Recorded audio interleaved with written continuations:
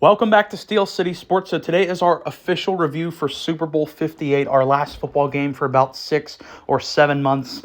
That's a very depressing thought, but we have a really good game to talk about here in Super Bowl 58. So make sure you let me know your thoughts on the game in the comments section. I thought it was a really good game. I thought it was back and forth.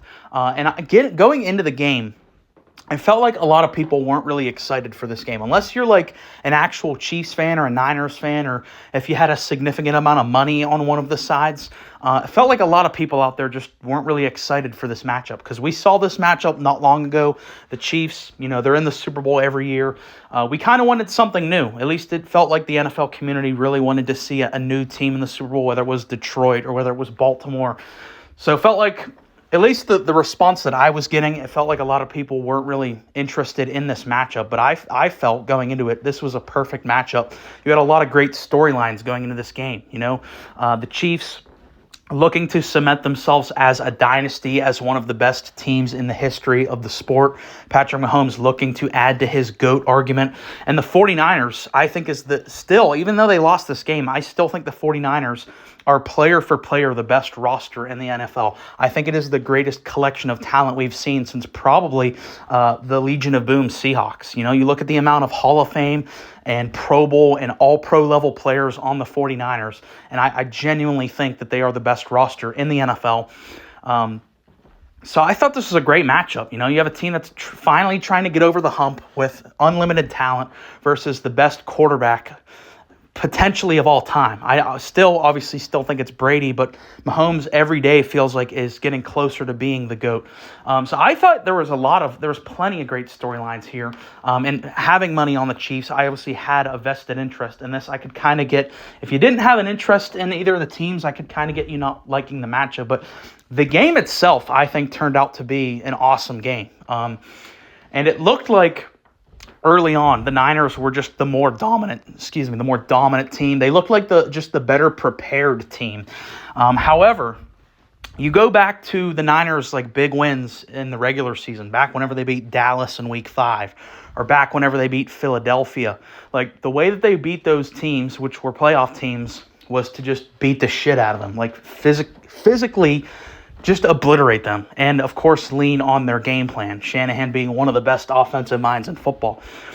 So you go against the Chiefs, and this is something that I should have thought of during the moment. I didn't think of it till after the game, but the fact that the game was still close. I know that the Niners were leading in the first half, but the fact that they were able to keep the game close just due to their defense should have told you what was going to happen for this game, because the Chiefs, the way that they've won games all year now is keeping it close with their defense, and then at the end of the game, Mahomes pulling a rabbit out of his hat and working his voodoo magic and winning it. And that's exactly what happened in this game.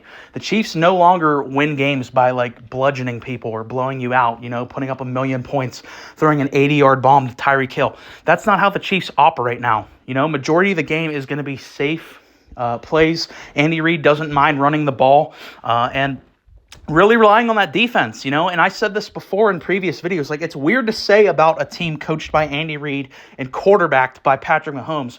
But for me, the Chiefs are now a more defensive-oriented team. The defense is what kept them in all the games in their playoff run, and it certainly kept them in this game. Even though they weren't getting much production from offense, you obviously had that Isaiah Pacheco fumble that down in the red zone, which basically felt like it changed the game. Ultimately, because the Chiefs were marching down, they had this momentum, and then that fumble happened, and that felt like, for me at least, that big of a momentum shift on one play is enough to win a team a game. And I thought the Niners, they looked like they were in the driver's seat up into that point, and that there, I think, just stamped an exclamation point on it. I thought the Niners were kind of destined to win this one just because of how physically dominant they looked.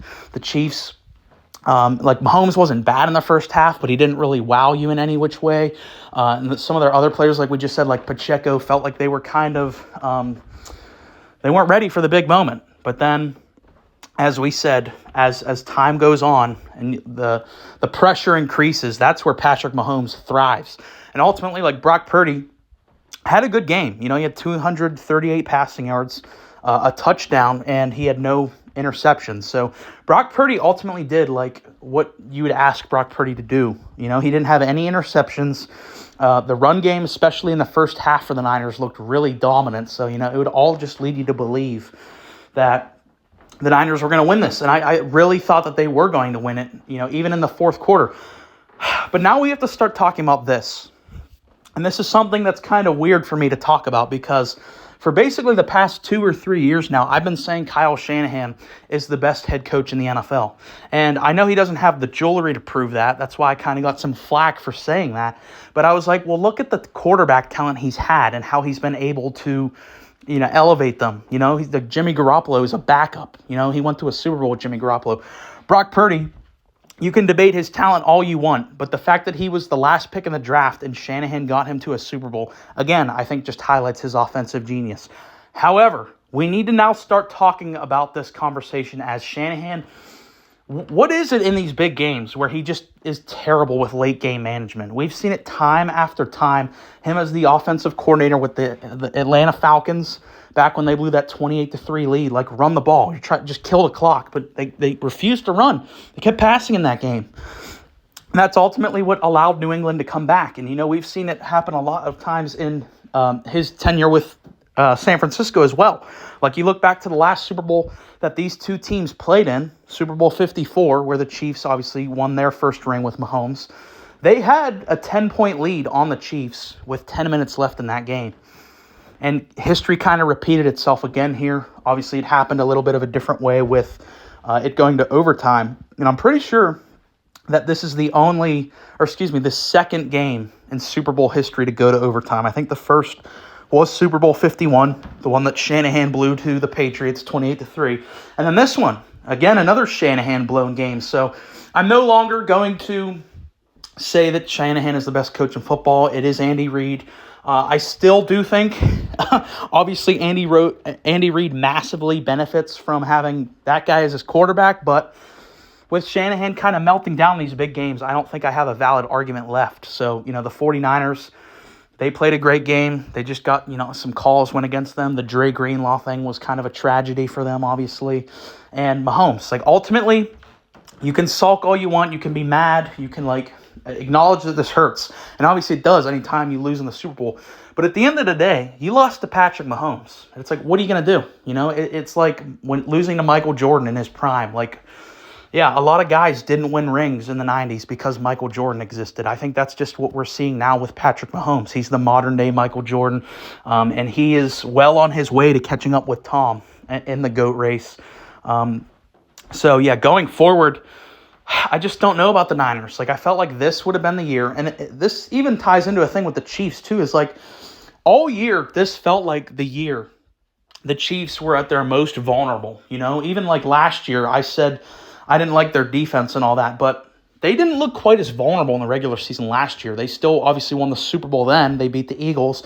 But this year was just entirely different. Like, yeah, their defense was good, but the offense looked drastically worse. Like, their offense, it didn't look like they were struggling. The offense just looked bad. Like, Mahomes coming off an MVP season, and then this year he just, you know, had very little, like, explosive performances. I think he had only really one MVP level performance this season against the Chargers, and that was kind of it. Like, he was pretty pedestrian, but I think it goes back to what I said earlier about how they rely more on their defense. They don't need the explosive playmaking when they rely on their defense and their run game, and that's what's allowed them to, you know, extend this into a dynasty, and it's what's allowed them to repeat is the defense, which I think is extremely underrated just for the simple fact that Mahomes and Kelsey and Reed, they get all the credit on the offensive side of the ball, but the Chiefs legitimately have arguably the best defense in the NFL. They have probably top 3 defensive coordinators, Steve Spagnuolo. Like, the defense is just as important to this team. So, yeah, the Niners going forward, I just don't know. I felt like this was their window to get it done because you had the 1 seed. The NFC kind of felt wide open, especially with Philly imploding, Dallas being fool's gold, and basically walking into the Super Bowl. I know that they got pressed in both their games, but that's what gave me the red flag with the Niners was like the fact that you struggle to beat a 7-seeded Packers team at home. That's a little worrisome. Even though you came back from the Lions, like you should have never been down that much to the Lions anyways.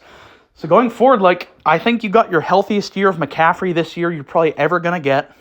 Brock Purdy, you still have a couple years left with his contract, but you start looking around at some of the other guys on the team, like Brandon Ayuk's going to need paid.